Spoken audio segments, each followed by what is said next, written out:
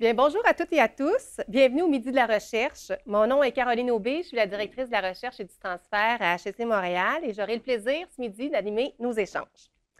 Aujourd'hui, nous parlerons du métier de PDG et de l'importance de la recherche et du transfert de connaissances dans ce domaine. Ce Midi de la recherche se déroule en format hybride, donc des personnes sur place ici à notre édifice sur Côte-Sainte-Catherine et des personnes aussi en ligne, donc bienvenue à tous. Avant de débuter, j'aimerais rappeler aussi que nos midis de la recherche sont enregistrés et avec l'accord de nos panélistes, bien sûr, et qu'ils seront disponibles par la suite sur notre chaîne YouTube. Comme je l'indiquais il y a quelques instants, on parlera ce midi de la recherche et du transfert sur le métier de dirigeant et de dirigeante. À l'automne 2020, en pleine pandémie, HEC annonçait la création du pôle D, le pôle dirigeant, dirigeante et direction stratégique.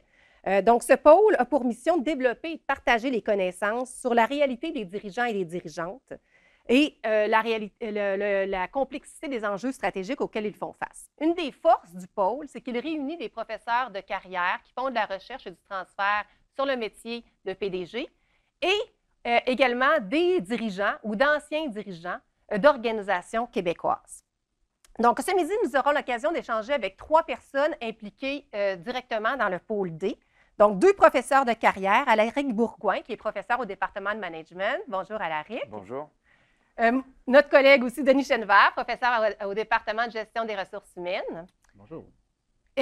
Alaric et Denis sont les co-directeurs du pôle D, donc depuis sa création.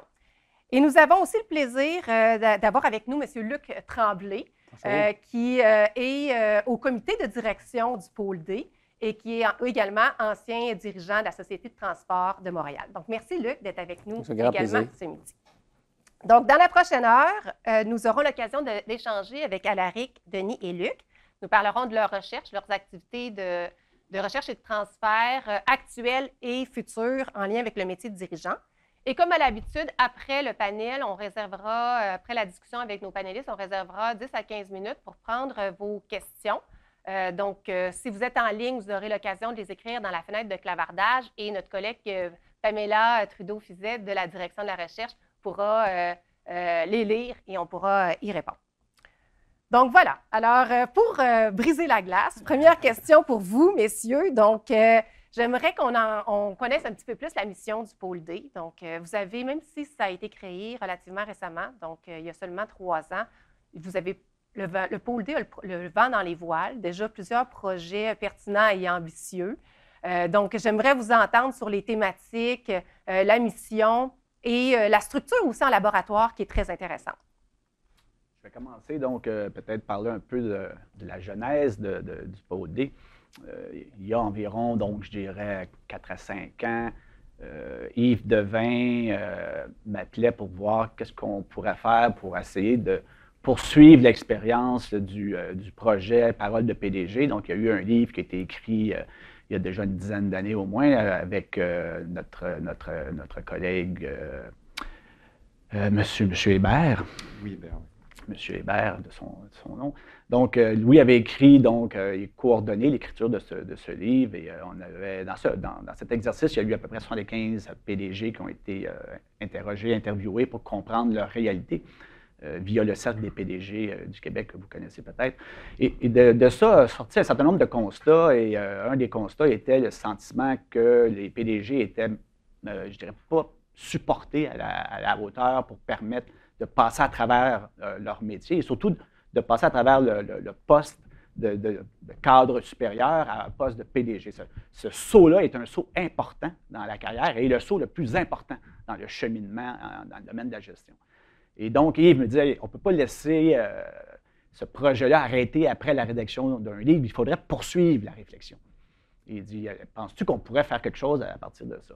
Et là, avec Réal Jacob, on a commencé à réfléchir à la création du pôle D, à commencer à rédiger quel pourrait être ce pôle D-là, quelle pourrait être sa mission, son rôle au niveau de la société québécoise, un rôle de soutien aux entreprises, un rôle pour promouvoir le Québéking, pour donner un peu de, je dirais, de soutien à l'ensemble des organisations et principalement les équipes de direction pour les amener à pouvoir assumer davantage leur rôle à l'égard du Québec et de la prospérité québécoise. Donc, Alaric, je te laisserai peut-être parler un peu des différents volets du pôle. Tout à fait. Donc, On est un pôle qui s'intéresse au métier, donc au travail d'une certaine façon, hein, parce que PDG, c'est pas seulement une fonction, c'est aussi un travail. Ouais, Oui, je confirme. Et donc, on est aussi un pôle tout à fait pluridisciplinaire. On a des chercheurs, effectivement, en psycho, en socio, en économie, en stratégie. Donc, on est un pôle très ouvert qui s'adresse aux enjeux que vivent les PDG. Alors, on a plusieurs thématiques. Le PDG comme personne, sentiment de solitude, équilibre vie privée, vie professionnelle, psychologie des dirigeants, ce genre de choses. Le PDG comme leader, donc là c'est un peu plus le volet leadership, gestionnaire d'équipe, top management, etc. Le PDG comme architecte, et là c'est le volet un peu plus stratège. Donc on n'est pas un pur centre de leadership, parce que c'est vrai quand on parle de dirigeants, on peut penser au leadership. Il y a aussi tout un volet architecture, donc structure, culture, etc. Et le PDG comme interface, puisqu'on sait qu'un des rôles du PDG, c'est justement de gérer un certain nombre de parties prenantes et d'être l'interface entre l'interne et l'externe de l'organisation, qui est un rôle qu'il est presque le seul à jouer de la façon dont il le joue. Et on veut des PDG corporatifs, des PDG citoyens corporatifs, etc., etc. Donc ça, c'est un peu les thématiques de recherche. L'autre particularité du pôle, c'est qu'il est structuré autour de laboratoires hybrides qui mobilisent chacun d'entre eux et des dirigeants et des chercheurs. Et ça, c'est vraiment, à mon sens, l'ADN du pôle, c'est que c'est un pôle qui est co-géré, qui est co-animé par des PDG et des chercheurs, et on en discutera ensuite. C'est absolument clé pour nos recherches, puisqu'on sait que c'est des populations très difficiles à étudier. Et si on n'avait pas les PDG avec nous, on aurait évidemment beaucoup moins d'accès et une compréhension beaucoup moins fine de ce qui se passe. Donc on a un certain nombre de labs, certains sont plus avancés que d'autres. Je peux vous en présenter quelques-uns. Alors, on a un lab qui s'appelle le Live Lab, qui est un espèce de laboratoire de psychologie sociale dans lequel on fait de la vidéo-ethnographie de comités de direction ou de réunions statutaires, CODIR, COMEX, board meeting. Donc, on filme des dirigeants en action avec leurs équipes et on étudie tout un tas de dynamiques de prise de décision, rôle des émotions dans la prise de décision, dynamique de pouvoir, etc.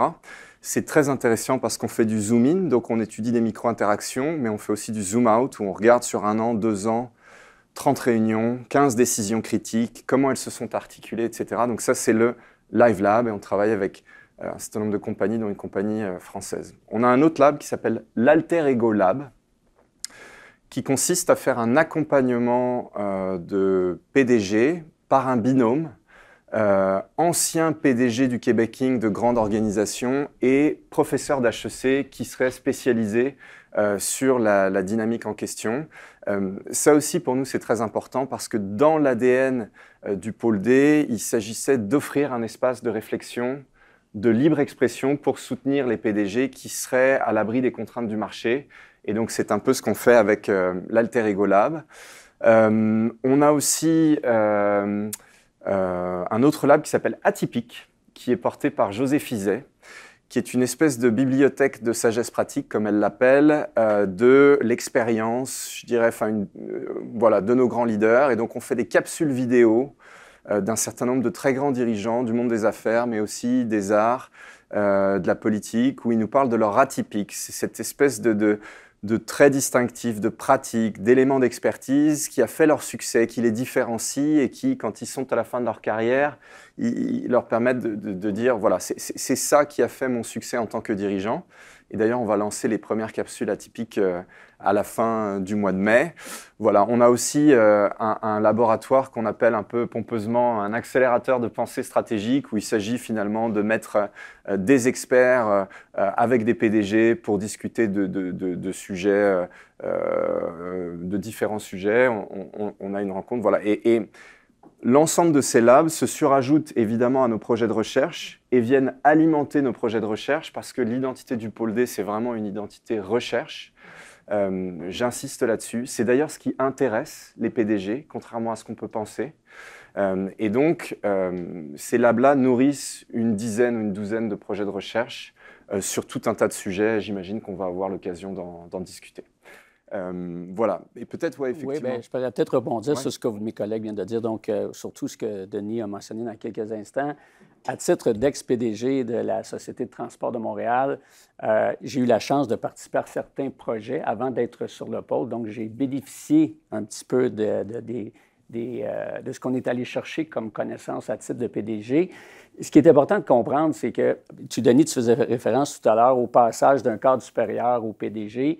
C'est probablement dans cette période-là où on se sent peut-être le plus seul au monde.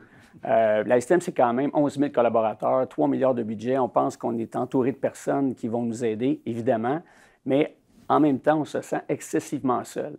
Il y a juste une personne qui joue ce rôle-là dans l'entreprise et c'est nous. Donc, le pôle permet un espace de réflexion, d'innovation. Vous avez mentionné tout à l'heure un espace où on peut discuter sans se sentir espionné par les médias, les syndicats et tout ça. Donc, de pouvoir parler avec un paquet de monde comme ça, c'est très rassurant. Donc, moi, comme ex-PDG, c'est ce qui m'a séduit dans la mission du pôle. Évidemment, le côté recherche, comme Alérie te mentionnait, parce que cette expérience-là peut venir nourrir à elle-même ce qui va se passer par la suite pour les autres. Mais si j'avais eu accès au pôle comme dirigeant à plein temps, ça aurait été pour moi un outil exceptionnel. Je l'ai eu un petit peu. Vous avez fondé ça en 2020.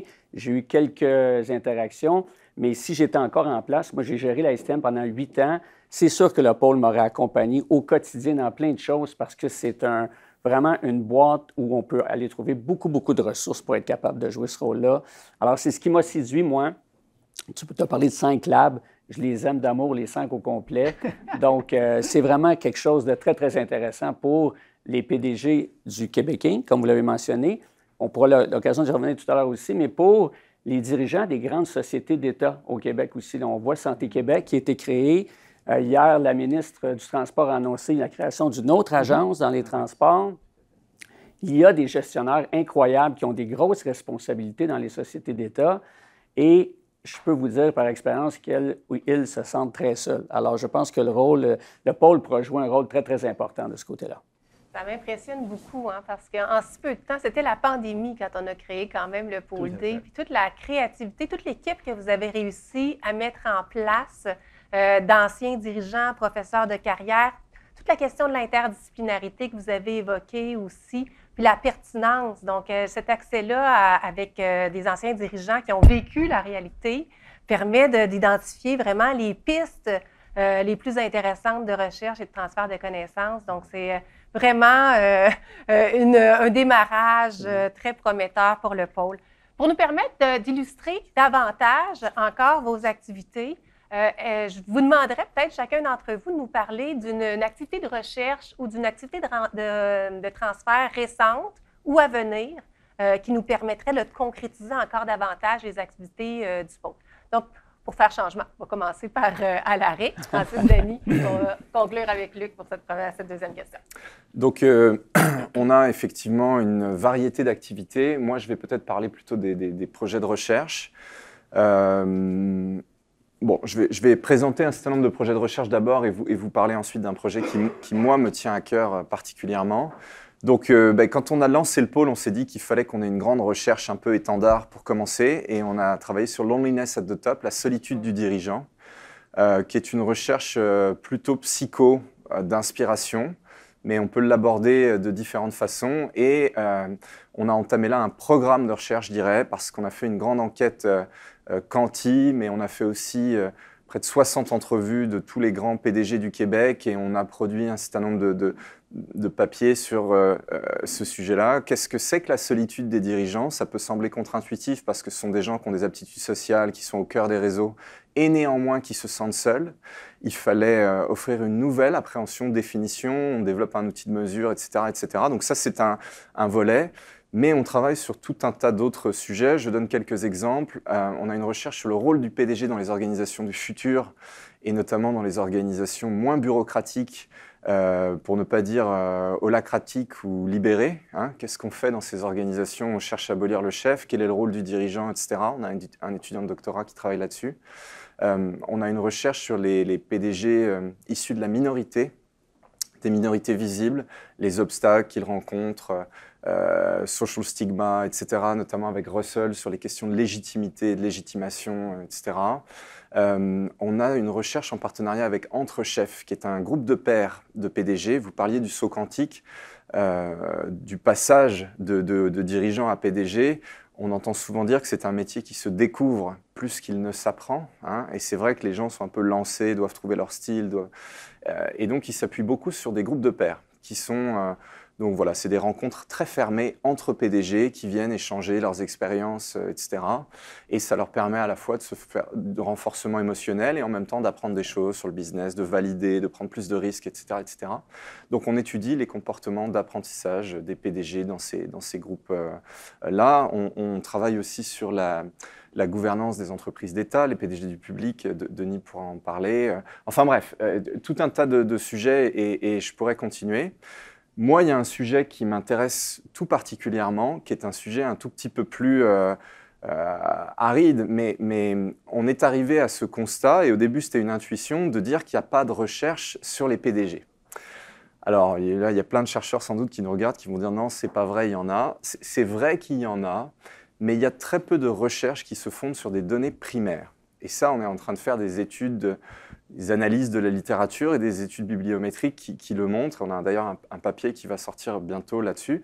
Il y a très peu de données primaires sur les PDG. On utilise plutôt des données secondaires ou des proxys parce qu'évidemment, ces gens-là n'ont pas le temps, sont très difficiles d'accès, ont des enjeux de confidentialité, etc., etc. Donc, je vous donne un exemple. Il y a des gens qui travaillent sur CEO narcissism, le tempérament narcissique des PDG. On sait que les PDG ont tendance à être un peu narcissiques. Ils étudient... je dis ça... C'est pas moi qui le dis, hein, j'ai rien dit, moi, je suis pas responsable. Je ne prendrai pas ça personnellement. J'ai dit ça sans y penser, mais déjà, c'est pas ton cas. Deux, il faudrait en discuter plus précisément, mais pour étudier finalement ce narcissisme-là, on va regarder l'utilisation du jeu dans les rapports d'activité, le nombre de fois où la photo du PDG apparaît, on va regarder les écarts entre le salaire du PDG et puis le salaire du deuxième. Donc, on utilise ce qu'on appelle des proxys qui sont intéressants, hein, qui sont objectifs. Par contre, est-ce qu'on peut parler de narcissisme du PDG sans interagir directement avec des vrais PDG en activité? C'est une question qui mérite d'être posée. Et on le voit aussi dans les études quanti. Beaucoup d'analyses quanti se basent sur des données génériques collectées, Fortune 500, etc., et non pas sur des sondages ad hoc construits pour la collecte visée, entre guillemets. Et donc, ce qu'on essaye de faire, et on développe d'ailleurs un panel, c'est de créer une infrastructure qui va nous permettre d'être en contact et de produire de la donnée primaire sur des très grands PDG.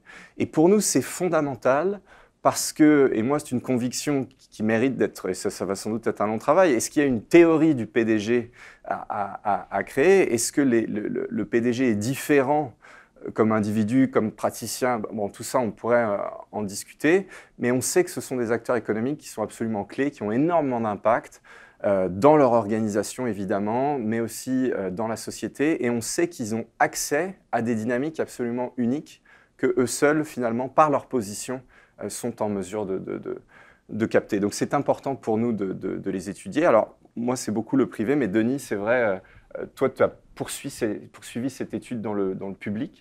Tout à fait. C'est cette réalité du PDG, ben bon, un peu comme Luc. Les grands PDG d'organisations publiques ont des problématiques qui sont différentes, mais dont certaines sont similaires. Le sentiment de solitude n'appartient pas juste au privé. Il appartient à tous ceux qui sont dans une situation où, après eux, il n'y a personne d'autre. Donc, cette situation-là, elle est importante et on a commencé à étudier un peu les phénomènes de déterminants et de conséquences de ce sentiment de solitude au sommet. Et on vient de finir une enquête d'à peu près 175 hauts dirigeants du milieu de la santé pour essayer de comprendre ces phénomènes. Et c'est quand même intéressant. Les premières données nous révèlent que fondamentalement, il y a 3-4 dimensions importantes qui sont à l'origine de ce sentiment de solitude. Un des éléments, c'est ce qu'on appelle le surface acting. Donc, lorsque le dirigeant doit emprunter, je dirais, une approche, doit emprunter une personnalité qui n'est pas la sienne, qui doit donc se moudre à ce que le marché lui dicte de faire comme approche sans pouvoir être authentique. On sait que le leadership authentique est une stratégie de leadership très puissante, très, très prometteuse. Et le dirigeant qui est obligé d'acter son rôle plutôt que d'être authentique, bien, on voit que ça crée des problématiques de sentiment de solitude. Donc, c'est un des déterminants. Donc, la personne, le dirigeant qui n'est pas capable d'être authentique, ça génère un problème de sentiment de solitude. Toute la question de la discrétion managériale. On sait que dans le secteur public, Luc est sûrement très bien placé pour le savoir, dans le domaine de la santé, on leur demande énormément de reddition de comptes, on leur demande énormément d'imputabilité, mais en même temps, ils n'ont pas de marge discrétionnaire. Ils sont contraints par un ensemble de règles bureaucratiques, par un ensemble de contraintes qui fait en sorte qu'à la fin de la journée, ils aimeraient bien prendre une décision, mais ils ne sont pas capables de la prendre. Et donc, ça crée un sentiment de solitude. Donc, ça a été démontré empiriquement sur les 175 hauts dirigeants qui nous ont répondu. Donc, il y a ces facteurs-là. Il y a aussi le facteur du pouvoir situationnel. Donc, est-ce que j'ai l'impression que lorsque je suggère des choses, on m'écoute? Et on voit bien que dans le public, souvent, ce n'est pas le cas. Les PDG n'ont pas nécessairement une oreille attentive auprès des gouvernements, auprès des instances politiques qui prennent les décisions finales. Donc, par conséquent, on a l'impression que leur pouvoir est dilué à l'intérieur de tout ça. Et donc, ça aussi, ça crée un sentiment de solitude. Et ce sentiment de solitude génère ce qu'on appelle l'épuisement professionnel. Donc, l'étude qu'on est après de terminer démontre un lien entre le sentiment de solitude au sommet et l'épuisement des dirigeants. Et ça est médiatisé par l'addiction au travail. C'est-à-dire que le dirigeant qui se sent seul travaille davantage pour se sortir du trou et développe une pathologie par rapport au travail, donc une relation pathologique au travail. Donc, il travaille beaucoup plus et beaucoup trop. Et donc, concentre l'ensemble de ses activités autour du travail. Donc, finalement, il élimine tout ce qui est périphérique à son travail. Et cet élément-là est un élément qui, donc, explique le passage du sentiment de solitude vers l'épuisement professionnel, ce comportement d'addiction au travail. Et ça, c'est modéré par l'âge du PDG. Plus le PDG est jeune, plus il est confronté à ce problème-là. Probablement qu'il n'a pas réussi encore à créer son environnement de soutien. Absolument. Et là, il se retrouve complètement dépourvu. Le passage a été trop rapide. Il n'a pas été supporté dans ce passage vers le poste de PDG. Et là, il se retrouve à devoir prendre des décisions au sommet. C'est intéressant parce que je parlais avec Federico lundi matin, quand on a fait le lancement du centre d'expertise. Et Federico me disait, quand vous m'avez envoyé le questionnaire sur le sentiment de solitude, il dit, je ne comprenais pas trop où vous voulez en venir avec vos questions. Il dit, je ne saisissais pas tellement l'objet de vos questions. J'avais de la difficulté à comprendre à quoi ça servait ce questionnaire-là. Il dit, depuis que ça va moins bien, il dit, là, je comprends vraiment la raison de vos questions. Il dit, là, j'ai saisi pourquoi vos questions étaient pertinentes. Et donc, il y a un élément important, c'est que quand ça va bien, on ne se sent pas seul. Mais quand ça va mal, là, on se sent seul. Et c'est, je pense, un phénomène important dans les environnements complexes dans lesquels on est. Les dirigeants finissent par être éprouvés par un ensemble d'enjeux. Et plus les enjeux sont importants, plus ils se sentent seuls dans leur rôle de PDG. Donc, ça, je pense que c'est une recherche qui est quand même assez intéressante à poursuivre. Et l'alter ego lab, comme tu disais, Larry, je pense que c'est, écoute, on en a fait 8 jusqu'à présent. Donc, on a accompagné 8 PDG de grandes organisations pour les aider à avoir un endroit où la sécurité psychologique est présente. Donc, ils peuvent se livrer sans se sentir épiés. Parce qu'un PDG peut difficilement parler à son conseil d'administration pour lui expliquer que ça va mal. Ça le place dans une situation un peu de vulnérabilité. Par rapport aux investisseurs, c'est encore pire.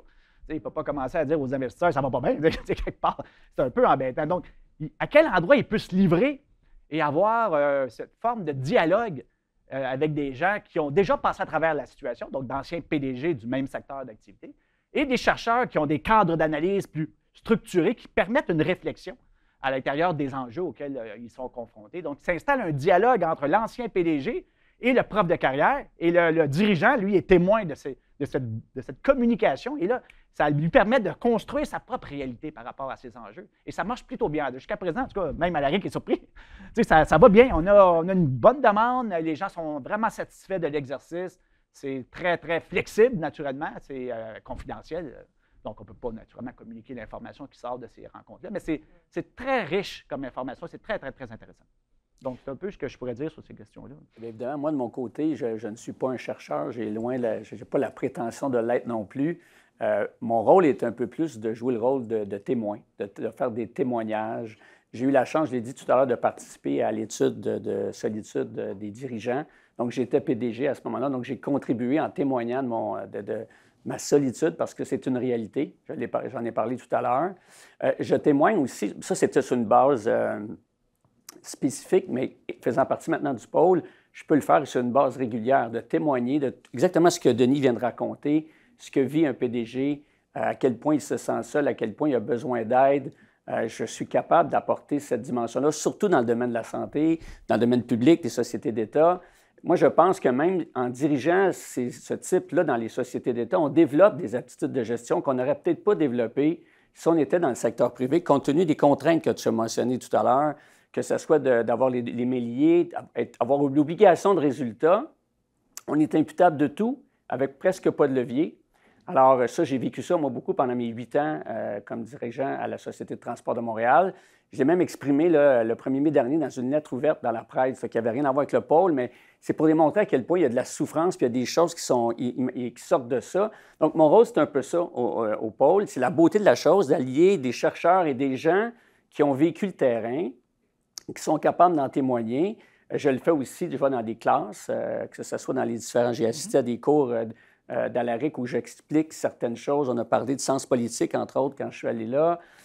J'ai validé des questionnaires que tu parlais, Denis, là, pour voir comment les PDG vont les recevoir, parce que, bon, moi, j'ai occupé ce rôle-là. Donc, c'est la beauté du pôle de pouvoir que la personne qui a vécu toute cette notion-là puisse alimenter la recherche et qu'en bout de ligne, on arrive avec des résultats probants pour la suite. C'est fascinant. On vous écouterait longtemps parler de vos projets actuels et futurs. Puis, ce qui est tellement intéressant, c'est que c'est à la fois intellectuellement stimulant, puis tellement pertinent socialement. Donc, je pense qu'on a fait, je le dis vraiment avec cœur, un grand coup en créant le Pôle D, parce qu'on voit qu'il y a un apport réel pour le Québec, pour les dirigeants qui sont trop peu étudiés, mais qui vivent des réalités difficiles. Et si on peut les accompagner davantage, puis les soutenir davantage dans le rôle important qu'ils apportent pour l'ensemble de la société, bien, tant mieux via le Pôle D. Puis il y a vraiment des collaborations très prometteuses qui se mettent en place avec des dirigeants, d'anciens dirigeants comme toi, Luc, puis des professeurs qui ont à cœur de les soutenir puis de développer les connaissances dans ce domaine-là. Donc, bravo, très intéressant. Puis la prochaine question va un petit peu dans cette voie-là. Elle vous concerne, vous, comme personne. Donc, j'aimerais savoir qu'est-ce qui vous a amené, comme chercheur de carrière ou comme vous, Luc, comme ancien dirigeant, à vous investir dans le Pôle D pour vouloir développer encore davantage les connaissances et les transférer auprès des dirigeants. Donc, quelles sont les raisons qui vous motivent, qui vous ont motivé puis qui vous motivent à continuer dans cette voie-là? Donc, pour cette troisième question, je proposerais de commencer par vous, Luc, maintenant, puis ensuite de passer à Alaric et à Denis. Moi, je dirais que la première motivation, la motivation fondamentale, c'est de redonner au suivant. J'ai eu la chance, moi, dans ma carrière, d'avoir beaucoup d'aide. Malgré tout, là, même si on se sent seul, j'ai passé quand même 28 ans à la STM et j'ai gravi les 5 échelons de gestion. Donc, il y a des gens qui m'ont accompagné dans un mode pas tellement organisé, par contre. Donc, j'avais la chance d'avoir des mentors, des gens qui m'ont aidé. Donc, je pense que c'est important de redonner au suivant, mais de le faire dans un mode organisé cette fois-là. Donc, c'est ce qui m'a vraiment poussé à joindre le pôle et être capable de participer à tout ça. Ça permet aussi, en tant qu'homme d'affaires, de participer au développement économique et social du Québec, Québec Inc., le domaine de la santé, de la société d'État, d'être capable d'amener cette notion-là. On parle souvent du Québec Inc. Si vous regardez les publications souvent qu'on voit dans les médias, on parle beaucoup des gestionnaires privés, un peu moins des gestionnaires publics qui vivent des réalités, comme Denis l'a bien expliqué tout à l'heure, complètement différentes. Donc, moi, ça me tient à cœur d'aller expliquer ça. On va avoir des belles choses à annoncer, là, probablement cet automne, où on a des gestionnaires de haut niveau qui vont faire des atypiques, justement, pour nous expliquer quels étaient leurs points distinctifs par rapport aux autres. Alors, tout ce volet-là de redonner, d'accompagner mes pairs, de pouvoir donner un coup de main, dans un mode organisé cette fois-là, parce que moi, je l'ai vécu, comme je le disais tout à l'heure, un petit peu dans un mode un peu moins organisé. C'est ce qui m'a séduit à l'époque.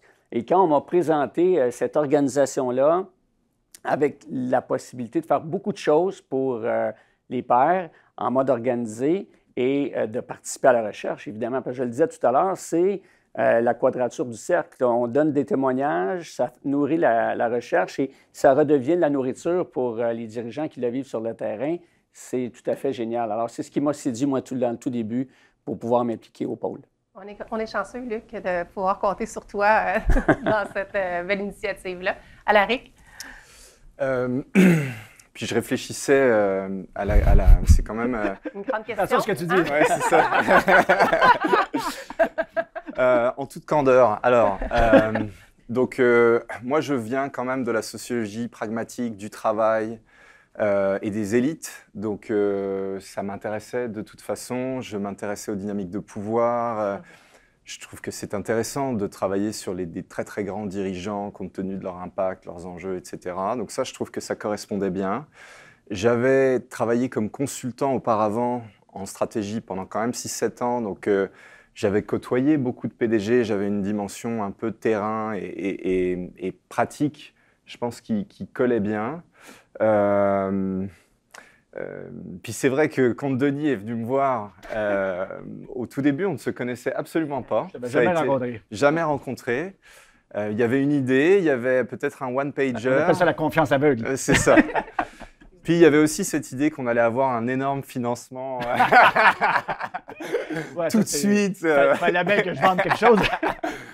Donc je pense que vraiment, ce qui m'a accroché, c'est quand j'ai commencé à pitcher le pôle à l'AOM ou à d'autres chercheurs, à des Américains, etc., et qui m'ont dit, et que je me suis rendu compte en fait qu'on était en train de faire quelque chose d'assez unique, et qui ont été très impressionnés par ce qu'on faisait, et des grands chercheurs. Et là, je me suis dit, OK, on a au Québec, compte tenu de la relation historique d'HEC, du Québéking, de ce qu'est la province, de la culture québécoise, etc., on a une opportunité unique de faire quelque chose qui est très difficile à faire.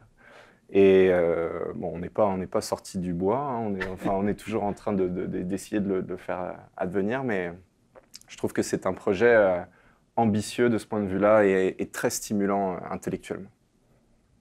Voilà.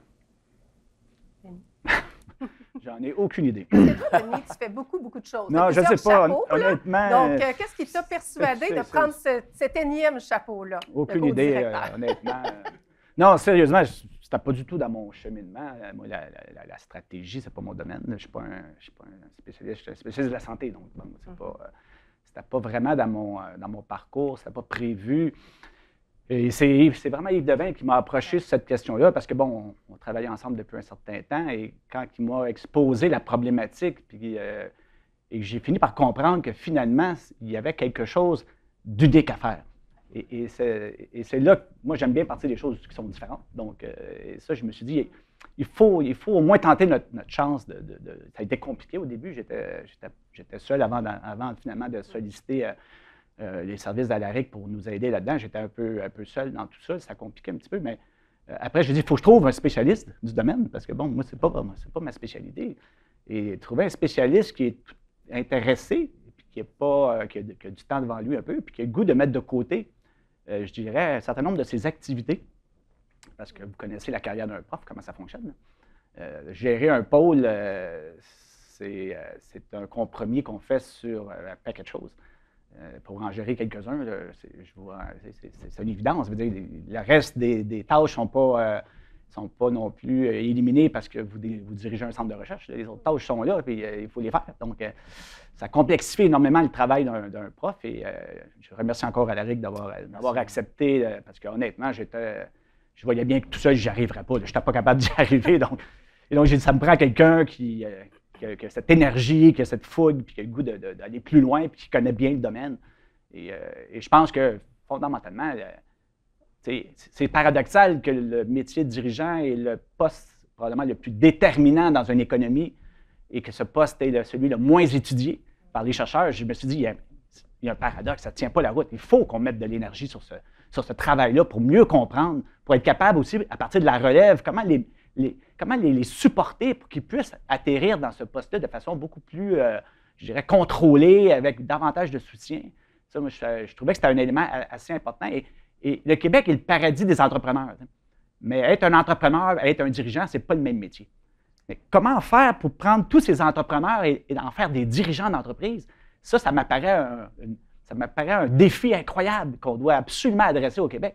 Parce qu'on va toujours rester dans un environnement où on ne pourra jamais aller à un niveau suffisamment élevé pour promouvoir les produits et services qu'on développe avec toute l'innovation qu'on connaît au Québec. C'est un endroit très innovateur, mais on reste souvent à des niveaux de PME, de très petites PME, et la relève n'est pas présente. C'est difficile de faire émerger ces entreprises-là.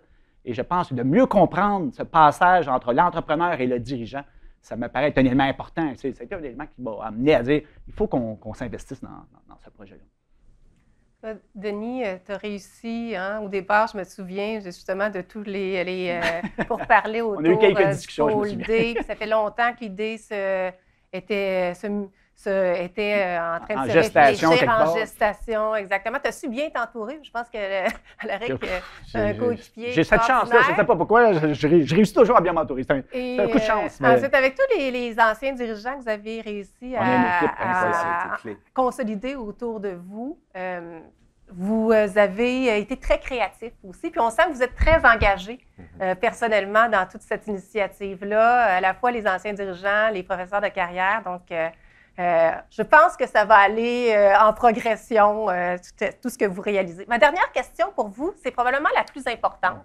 C'est la question sur l'impact. Donc, ça fait 3 ans, il y a déjà des projets qui sont en cours, il y a des résultats qui sortiront, il y a des nouvelles initiatives de laboratoire qui se développent. De quoi seriez-vous le plus fier éventuellement dans 5 ou 10 ans en termes de retombées du pôle D? Donc, la question de l'impact, je pense, est essentielle. Puis on a deviné qu'elle vous tient à cœur aussi dans les propos que vous avez tenus. Donc, pour cette dernière question, on peut commencer par toi, Denis, suivi de Luc. On va donner le mot de la fin à Alaric. C'est une bonne question. De quoi je serais le plus fier? Je pense que l'observatoire est un élément qui me tient à cœur. J'ai oublié d'en parler déjà. Oui, bien, c'est ça. On a lancé un observatoire qui a pour but de collecter de l'information sur les PDG. On a déjà fait un premier sondage auprès de 1500 Canadiens dans toutes les provinces pour voir comment les citoyens canadiens perçoivent les dirigeants des entreprises canadiennes. Et naturellement, les résultats ont été assez... on aurait pu un peu s'en douter que les citoyens perçoivent les dirigeants comme étant des prima donnas qui ont comme objectif uniquement de s'enrichir, qui n'ont pas d'esprit relativement au développement durable, aux problèmes sociaux. Donc, une image très mercantile du dirigeant. Et ça, naturellement, c'est important parce que, les dirigeants ont besoin de toujours polir leur image. Et donc, c'est important d'avoir ce message-là. Donc, cet observatoire va, à chaque année, collecter de l'information à travers le Canada sur ce que les citoyens perçoivent de différentes problématiques qui sont liées au métier de dirigeant. Et ça pour moi, si on réussit à maintenir ce processus d'observatoire et avoir, une perception de l'ensemble des PDG du Canada, je pense que c'est quelque chose d'intéressant qui permet de nourrir un ensemble de réflexions, autant au Canada qu'au niveau international, là, parce que ce n'est pas quelque chose qui se fait dans d'autres pays de façon régulière. Là. Donc, on a vraiment une occasion rêvée avec Léger, la firme Léger, qui est une firme de sondage qui nous accompagne, qui est notre partenaire dans ce projet-là, qui nous donne la chance d'avoir accès à l'ensemble de ces panels de PDG, de citoyens à travers le Canada. Merci, Luc. Moi, je dirais 3 choses, bien honnêtement. La première, c'est d'avoir contribué à la mise en place d'un pôle unique au monde. Alaric t'en parlait tout à l'heure. Au début, je ne croyais pas ça non plus quand on m'a approché. Je ne sais pas que ça n'existe pas un peu partout dans le monde. Donc, et là, on est en train de lui donner une place de choix, non seulement au Québec, mais ça va aller plus loin. Donc, si on était capable, dans quelques années, de dire on a quelque chose d'unique et c'était fait au Québec, avec la contribution du monde des affaires qui s'est allié avec le monde universitaire, et non pas juste un pôle universitaire, mais que le monde des affaires a pris une place importante. Moi, je suis très, très fier de ça, que ça soit fait de façon conjointement et que ça ait pris une place importante. En faisant une place importante, je reviens toujours avec ça, mais pour moi, c'est fondamental au domaine des sociétés d'État aussi, pas juste le Québec Inc. Parce que quand on parle des hauts dirigeants, encore une fois, on parle souvent du privé, mais on oublie toujours ces gens-là. Et il y a des gens qui font un travail remarquable dans ça. Donc, si on était capable d'y donner une place de choix aussi en même temps, je serais très, très fier de ça parce que j'aurais mis un peu de moi-même parce que je viens de ce milieu-là. J'ai œuvré dans ça toute ma carrière. Donc, ça, c'est la deuxième raison.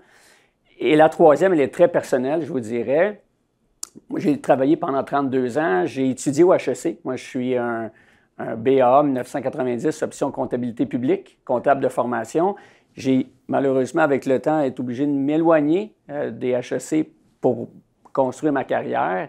Là, j'y reviens. Mon père, il a travaillé, étudié au HEC dans les années 60. Mes 2 garçons sont diplômés de HEC, un en finance en 2017, un autre qui va avoir son diplôme mercredi prochain en technologie de l'information. Donc, pour moi, pour moi, c'est quelque chose qui est très viscéral. Le HEC, pour moi, a été très, très important. Puis de redonner encore une fois pour l'HECD, pour moi, c'est une grande fierté de pouvoir faire ça. Merci, Luc. Je voudrais rebondir sur ce que tu dis sur l'observatoire. Maintenant, Marianne Betzinger, qui est une professeure de stratégie, s'est impliquée. Et pour notre nouvelle enquête, on utilise l'observatoire pour faire de l'expérimental, où on a des vignettes, où on décrit des PDG prendre des décisions, changer d'avis.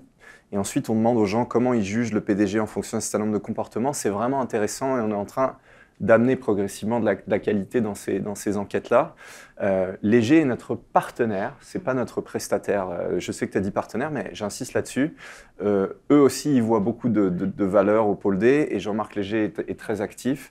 Moi, c'est sûr que je dirais mon ambition et mon objectif, et ce qui me rendrait heureux en termes d'impact, ce serait de faire évidemment des recherches, je pense, intéressantes sur les PDG et d'essayer de développer un programme de recherche effectivement impactant et qui pourrait rayonner. Et ça passe vraiment par la relation avec notre réseau de PDG. On est en train aussi de développer un panel pour créer une infrastructure et un dispositif qui permettrait à tous les autres chercheurs aussi, dans certaines conditions, d'avoir accès à des PDG pour pouvoir ensuite avoir des théories réellement impactantes. Et puis, je termine juste sur le point HEC. Je pense qu'une ambition aussi du pôle, et une de tes ambitions, Denis, tu me corriges, c'était de dire qu'on a ce nouvel immeuble, on se rapproche du monde des affaires. Et je pense qu'il y avait une volonté aussi un peu institutionnelle de dire on va étayer ce discours-là qu'on a déjà, évidemment, tout le monde était déjà connecté avec les dirigeants dans tous les départements et avec l'école des dirigeants, etc. Mais on va aussi concentrer nos énergies sur cette thématique-là pour pouvoir soutenir un peu plus le développement et le rayonnement d'HEC. Et on est tous, moi aussi je suis un ancien alumni d'HEC, donc on est très attachés à cette école, évidemment. Oui, ça paraît.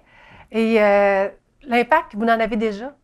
Vous allez en avoir encore plus quand les recherches vont se développer davantage, vos laboratoires. Mais déjà, il y en a. Quand on voit les réactions sur les médias sociaux, vous êtes déjà actifs sur les médias sociaux, vous diffusez déjà des résultats préliminaires, vos activités. On voit qu'il y a de l'appétit pour ce qui se fait au pôle D. Ça démontre le positionnement unique. Hein? Donc, il y avait vraiment une place à prendre. Vous l'avez prise, vous l'avez bien prise. Vous êtes en train d'exploiter aussi toutes vos activités. On aurait du temps pour quelques questions maintenant. Donc, à la fois, les gens qui sont en ligne, vous pouvez inscrire vos questions dans la fenêtre de clavardage. Donc, on les lira pour vous.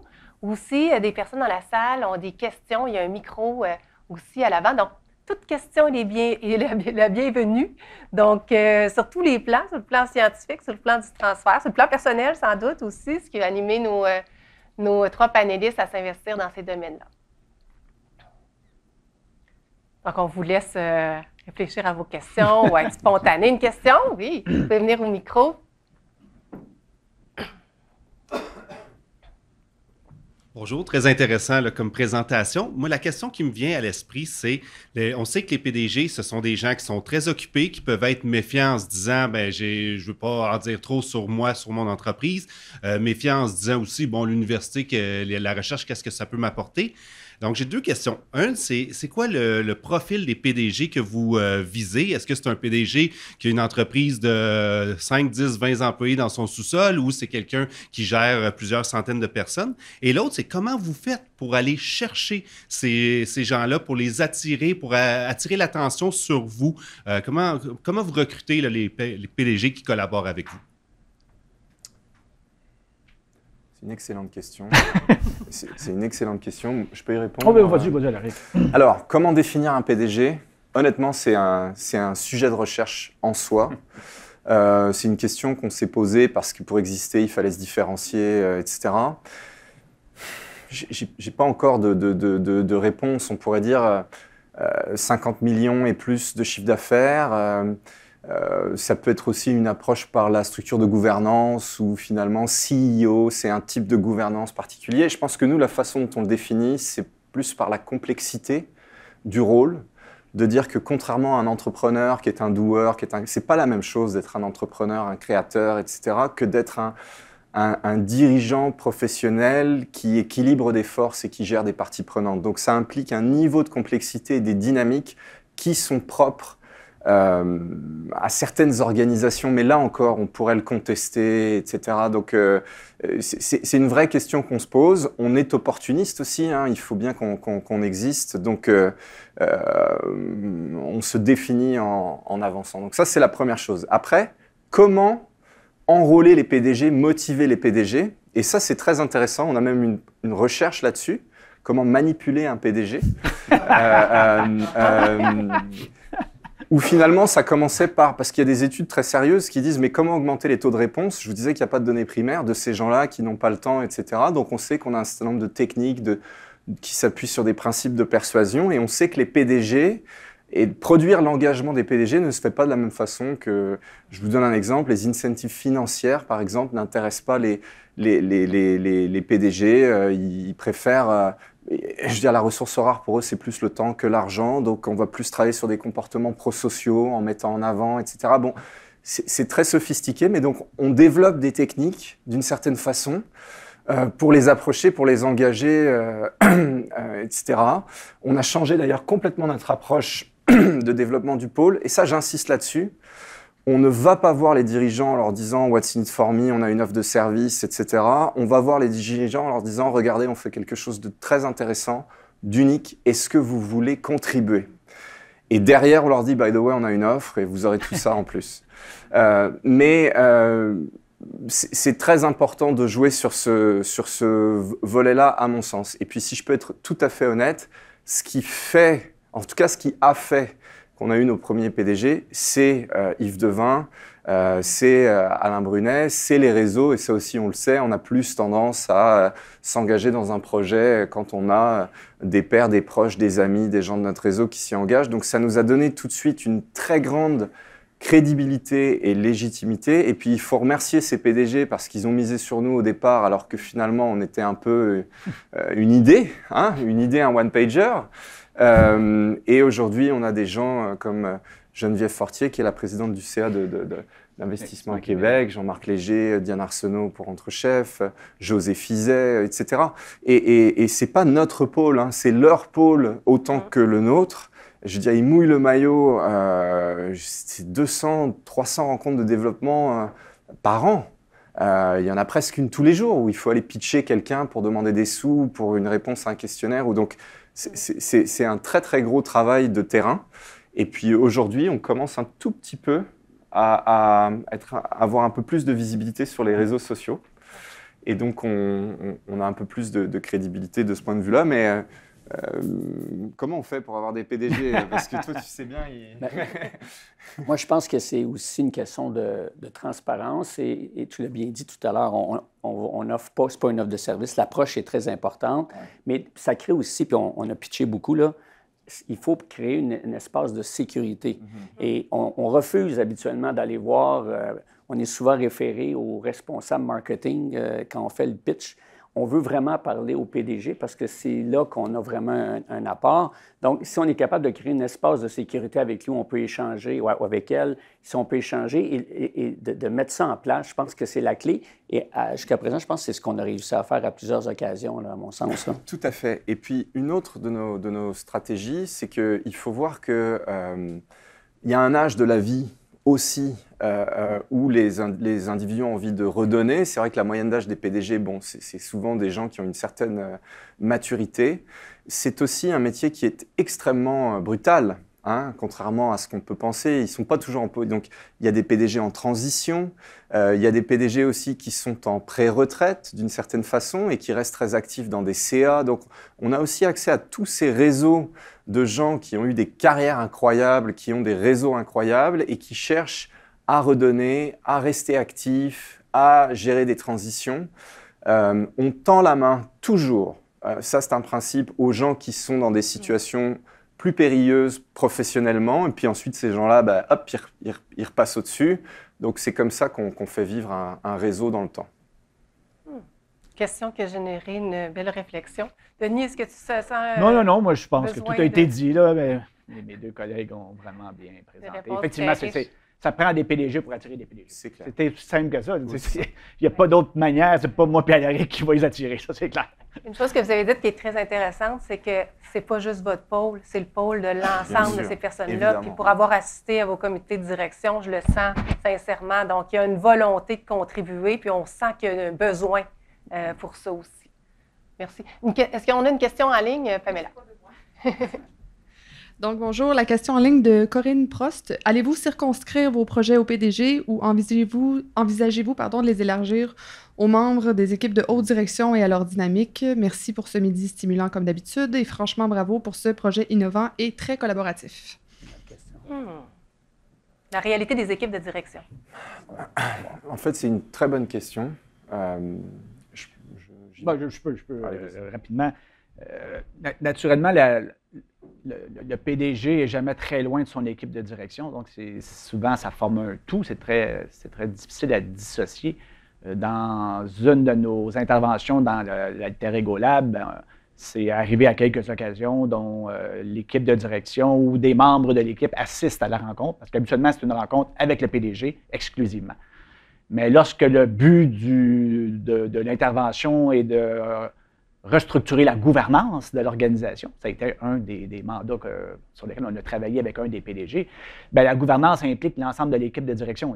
Donc, quelque part, on a dû discuter avec d'autres membres de l'équipe pour voir si ce qu'on suggérait comme approche avait du sens. Donc, l'équipe de direction est toujours un élément qui n'est pas très loin de la discussion et je pense que à terme, c'est un angle qu'on va probablement développer davantage dans nos travaux, là. Mais je laisserai peut-être Alaric.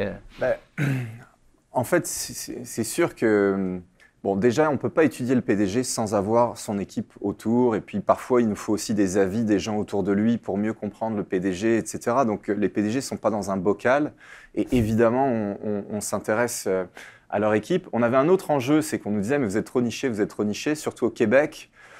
Si on dit un PDG, pour nous, c'est une grande organisation, X millions et plus, etc., il faut que vous ouvriez. Et donc, on n'est pas fermé du tout à ça, honnêtement. On est opportuniste, mais dans le bon sens du terme, intellectuellement opportuniste.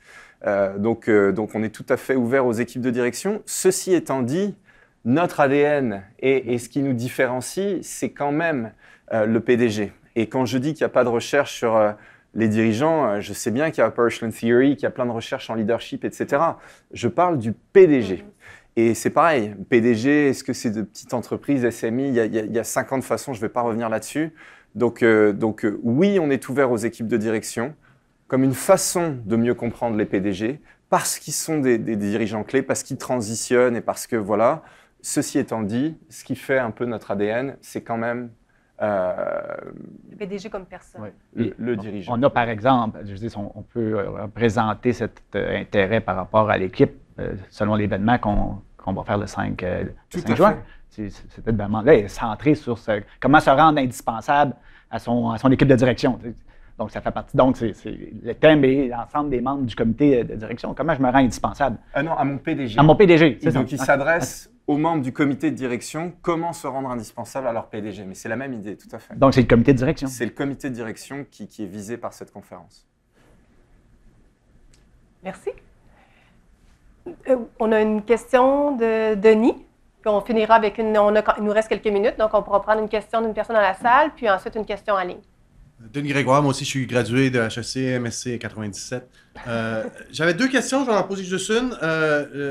Mais je vous inviterai à avoir un café sur les difficultés des entrepreneurs à devenir PDG. J'aimerais avoir une conversation avec vous là-dessus. Ma question, c'est, dans votre pôle d'observation, vous êtes dans une situation unique présentement de voir ce qui se passe au Québec. Est-ce qu'il y aurait un ou deux défis qui sont en train d'émerger dans les 6-18 derniers mois qui vous semblent particulièrement uniques et que vous semblez être particulièrement bien positionné pour étudier les réponses des dirigeants là-dessus? Merci. Très bonne question. ancré dans l'actualité. Donc, actuellement, les défis auxquels font face les PDG, est-ce qu'il y en a un en particulier auquel vous pouvez contribuer? Je pense qu'il y a un défi dont peut-être tu peux parler. En fait, mot des temps là aussi. En fait, on voit en ce moment qu'il y a une tendance l'autre qui se dégage à vouloir centraliser beaucoup de choses. On le voit dans le domaine de la santé avec la nouvelle agence de santé. On l'a vu hier encore une fois avec ce que la ministre des Transports a annoncé. Donc, je pense que, de mon point de vue à moi, c'est très personnel, là, moi, je ne suis pas un chercheur, je suis quelqu'un de terrain. Il y a un enjeu de gouvernance, en tout le moins, dans les sociétés d'État. On a tendance à penser que les structures vont régler beaucoup de choses. Par expérience, moi, je suis un peu sceptique. Je pense qu'il faut ajouter des structures, ça ne règle pas tout. Et c'est pour ça que c'est important d'étudier le rôle du PDG, parce qu'il faut peut-être juste lui laisser les coups des franches, lui donner ce qu'il y a de besoin pour livrer. Il est imputable, mais il n'y a pas beaucoup de leviers pour être capable de livrer. À l'ASTM, moi, je n'avais pas beaucoup de choses sur lesquelles je pouvais influencer. Alors, on a tendance à travailler beaucoup sur les structures plutôt que de donner la marge de manœuvre aux gens qui sont capables de faire des miracles par la suite. Alors, moi, je pense que c'est un défi en ce moment, à tout le moins dans la fonction publique, où il y a beaucoup de travail à faire sur la gouvernance. Je prends par exemple dans le transport collectif, là, on parle beaucoup de financement. Le financement, c'est une chose, mais si on faisait de la place, si on faisait le ménage dans la gouvernance, on pourrait trouver beaucoup de sous. Et ça aurait permis peut-être de dégager beaucoup de sortes de fonds si on n'avait pas été témoin de tout ce qui s'est passé dans les 30 dernières années. L'ingérence politique, je vous dirais malheureusement, il faut le dire aussi, là, les grands dirigeants des fonctions des sociétés d'État n'ont pas beaucoup de possibilités d'agir par eux-mêmes. Il y a beaucoup d'ingérence politique à tous les niveaux. Je dirais dans le transport collectif, que ce soit au niveau municipal, provincial, fédéral, des gens qui s'ingèrent au quotidien dans la gestion de tout ça avec des orientations différentes, avec des priorités différentes. Ça devient excessivement difficile. On a beau être un bon PDG, ça devient très difficile de naviguer dans tout ça. Puis on observe ce modèle-là semble vouloir se faire copier un peu partout. Donc, de mon point de vue, un dirigeant qui vient de sortir de ça il y a à peine 2 ans, quand je vois où ça s'en va, bien, je n'ai pas l'impression qu'on s'en va dans la bonne direction puis qu'on améliore les choses. Au contraire, on complexifie les choses davantage. Mais encore là, c'est le point de vue de quelqu'un qui a été pendant plusieurs années contraint dans ce milieu-là. On va laisser la chance aux coureurs, mais mon expérience ne me porte pas à croire que ça va nécessairement changer grand-chose, bien honnêtement. C'est la même chose dans les gestions de projet. On fait référence à beaucoup de choses en disant, il n'y a pas beaucoup d'expertise, on n'est pas bon pour faire telle chose. On n'est pas bon parce qu'on ne laisse pas les gens faire les choses. Il faudrait peut-être leur laisser la chance Encore une fois, je prends mon expérience personnelle en transport collectif. La STM, ça existe depuis 1860. Donc, si on ne sait pas comment faire des projets de transport collectif, je ne sais pas qui va être capable de les faire, bien honnêtement. On a comparé beaucoup le transport collectif, entre autres, à CDPQ Infra. Bien, CDPQ Infra, on lui a donné les moyens de ses ambitions, ce qu'on ne donne pas au transport collectif. Et là, je parle beaucoup de transport collectif parce que c'est ma réalité, mais je pense que ça peut s'appliquer dans d'autres domaines des sociétés d'État. Donc, moi, je lance un plaidoyer sur... il y a beaucoup d'expertise au Québec dans ces domaines-là, dans la gestion de projet. Il faut peut-être plus juste nettoyer la gouvernance et laisser émerger cette compétence-là pour qu'elle puisse faire des belles choses. On l'a fait dans le passé. C'est ce qui est arrivé avec la Révolution tranquille dans les années 60. Là. C'est pas... c'est des Québécois, plein de gens qui ont fait ça. Donc, on est rendu là maintenant. Il faut juste laisser la place aux gens puis aérer tout ça. Laisser la place aux gens qui ont plein de créativité, qui ont plein de bonnes idées. Et malheureusement, je pense pas que c'est vers là qu'on s'en va, mais laissons la chance aux coureurs. Là. Peut-être que je suis complètement dans le champ droit, comme on dit. Mais mon expérience me porte à croire qu'on aurait avantage à laisser la place aux gens qui sont là parce qu'ils ont tous les outils intellectuels et créatifs pour le faire. Malheureusement, ils n'ont pas les leviers au niveau administratif et de la gouvernance pour étaler leur talent. Une réponse très intéressante. Merci, Luc. Très rapidement, peut-être la question en ligne, puis avec une réponse très rapide. En fait, il y en a 2 de la même personne. Donc, Louis-Jacques Filion, qui pose 2 questions. Vous choisirez celle qui vous plaît. Donc, que faites-vous en ce qui concerne le renouvellement de soi en tant que PDG? Ou, qu'est-ce qui caractérise les PDG qui réussissent à faire évoluer leurs organisations vers de nouveaux horizons? Ça va être très difficile de répondre brièvement à ce genre de questions, mais si vous aviez des mots-clés. Je dirais peut-être la résilience du dirigeant. Je pense que capacité de résilience est un élément fondamental que le dirigeant doit posséder comme caractéristique. J'enseigne la résilience. Je donne une conférence à toutes les années à la base entrepreneuriale sur la résilience des entrepreneurs. Parce que dans un parcours comme un dirigeant, il y aura toujours des épreuves. Et comment le dirigeant peut surmonter cette épreuve, non pas pour revenir à l'état initial où il était, mais pour revenir dans un autre état qui est peut-être plus souhaitable que l'état initial. Donc, comment gérer cette capacité de rebondir suite à une épreuve? Je pense que ça fait partie, surtout avec l'environnement dans lequel on est, avec l'ensemble des enjeux auxquels ils sont confrontés. Il faut que le dirigeant soit capable d'adresser ces questions de résilience. Et je pense que c'est un élément central pour sa capacité de passer à travers. Mais peut-être qu'on a un dirigeant. Là, tout à fait d'accord. Résilience dans le domaine, il faut en avoir parce que c'est souvent difficile. Ceci étant dit, on parle beaucoup de ça, mais c'est extraordinaire comme travail aussi. Il ne faut pas non plus voir ça juste négatif. Moi, j'ajouterais un petit élément bien personnel, puis je termine sur ce que tu disais, Aléric, au début, sur les gros égos des PDG. Moi, je pense que ceux qui réussissent à être juste bons ont peut-être des gros égos, mais ceux qui amènent leur entreprise plus loin, c'est ceux qui font preuve beaucoup d'humilité. Si vous n'avez pas l'humilité d'écoute, c'est pas vrai que vous savez tout ce qui se passe dans une entreprise, même si elle est très grande. Au contraire, on vous coupe les communications pour toutes sortes de raisons que je pourrais vous expliquer. Si vous n'êtes pas capable d'aller chercher votre comité de direction, aller chercher vos partenaires, vos parties prenantes, vos employés, et de mettre tout ça ensemble, vous n'y arriverez pas. Et ça, pour faire ça, ça prend beaucoup d'humilité. Il faut avoir le sens de l'écoute. Et moi, très tôt dans ma carrière, j'ai lu un livre, probablement vous avez tous lu ça, là, From Good to Great. Et la question de base, à mon sens, c'est l'humilité. Évidemment, la résilience, c'est très important. Moi, dans ma carrière, ce qui m'a beaucoup aidé, c'est cet élément-là, apprendre. On ne sait pas tout. Il y a plein de monde qui savent les réponses. Notre rôle, nous, est juste d'être différent, c'est de brasser tout ça ensemble, que ça se tienne, qu'on soit capable de garder le cap. Mais si on ne s'entoure pas de ces gens-là, on n'y arrivera pas. Donc, à mon sens, c'est l'humilité qui est la clé pour pouvoir aller plus loin. Résilience, humilité. Alaric, est-ce que tu rajoutes un troisième ingrédient?